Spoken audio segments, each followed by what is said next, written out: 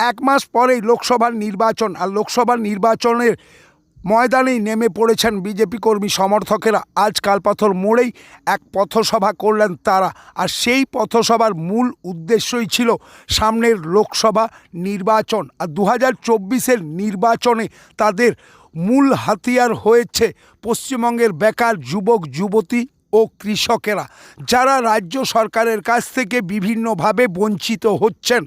সেই সকল বিষয়ে তুলে ধরলেন আজকের এই পথসভা থেকে।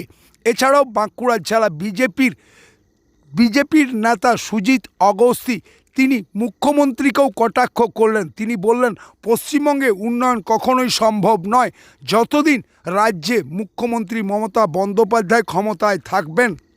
এই প্রশ্ন শুনে অনেকেই হতবাক। তবে কি 2024-এ ভাগ্য ফিরতে চলেছে বিজেপির বঙ্গ রাজনীতিতে, নাকি মিছকেই এটা এক পথসভা? এছাড়াও এই পথসভা থেকে শাসক দলের দুর্নীতির কথাও তুলে ধরলেন সুজিত অগস্তি। দীর্ঘক্ষণ বক্তব্য চলছে, আর কয়েক মাস পর লোকসভা নির্বাচন, এবং লোকসভা নির্বাচনকে কেন্দ্র করে ভারতীয় জনতা পার্টি বাঁকুড়া জেলার প্রত্যেকটি অঞ্চলে এই ধরনের পথসভার আয়োজন করেছে। আমরা বেশ কিছুদিন ধরে দেখছি, অর্থাৎ 2021-এর যে বিধানসভা নির্বাচন হয়েছিল, সেই নির্বাচনের ফলাফলের পর তৃণমূল পশ্চিমবাংলায় কি ধরনের সন্ত্রাস করেছিল। পশ্চিমবাংলার সাধারণ মানুষ থেকে শুরু করে ভারতীয় জনতা পার্টির প্রত্যেকটি কার্যকর্তা তাদেরকে বাড়ি ছাড়া করেছিল। বিগত ওই দিনের কথা মাথায় রেখে ভারতীয় জনতা পার্টি আস্তে আস্তে নিজেকে আবার সংগঠিত করে মানুষের কাছে আমরা এসে দাঁড়িয়েছি। আমি এই সাথে একটু বলতে চাই যে মানুষ কিন্তু পশ্চিমবাংলার প্রত্যেকটি মানুষ তৃণমূলের বিরুদ্ধে আছে। তার কারণ তৃণমূল যেভাবে সন্ত্রাস করেছে, তৃণমূল যেভাবে অন্যায় করেছে, তৃণমূল বিরূপে আছে।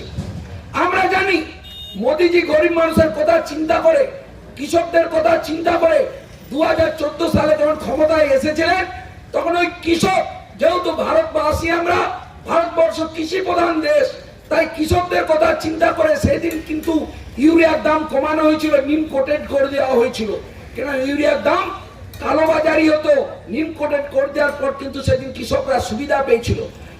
এবং তার জন্য কৃষকদের সম্মান নিধি চালু হয়েছে, যে কৃষক সম্মান নিধি, একটা কৃষককে সম্মান জানিয়ে তাকে বছরে একটা ভাতা দেওয়া হয়। কৃষকদের সুবিধার জন্য আমরা শস্য বীমা তৈরি করেছি, কৃষকদের সুবিধার জন্য সেচের ব্যবস্থা করা হয়েছে। অর্থাৎ ভারতবর্ষের যে কৃষি প্রধান দেশ, কৃষক যাতে সুস্থ থাকে, কৃষক যাতে আয় দ্বিগুণ করতে হবে, তার পরিকল্পনা করা হয়েছে। বন্ধু, ঠিক সেই একইভাবে যারা স্কুলে পড়াশোনা করে, যারা শিক্ষিত বেকার যুবক যুবতী পশ্চিমবাংলার বুকে আছে, তাদের কথা চিন্তা করে, সারা দেশের কথা চিন্তা করে start up India, make in India, এগুলো কিন্তু মোদিজি তৈরি করেছে, যাতে ভারতবর্ষের বেকার যুবক যুবতী করে খেতে পারে, তারা বিভিন্ন সংস্থায় চাকরি করতে পারে। কিন্তু আমরা এই পশ্চিমবাংলায় কি দেখছি? পশ্চিমবাংলায় দিদির গভর্নমেন্ট লুট করছে, গরিব মানুষের টাকা লুট করছে। মোদিজি গরিব মানুষের ঘরের ব্যবস্থা করেছেন, যে আগে মাথার গুঁজার জায়গা করতে হবে, ছাদ দিতে হবে, ঘরের ব্যবস্থা করতে হবে। আমরা কি দেখলাম? ঘরের নামে এই পঞ্চায়েতের যারা ছোটখাটো তৃণমূলের চিংড়ি নেতাগুলো আছে, তারা গরিব মানুষের টাকা লুট করছে। ঘরের নাম করে 15,000 20,000 টাকা গরিব মানুষের লুট করেছে।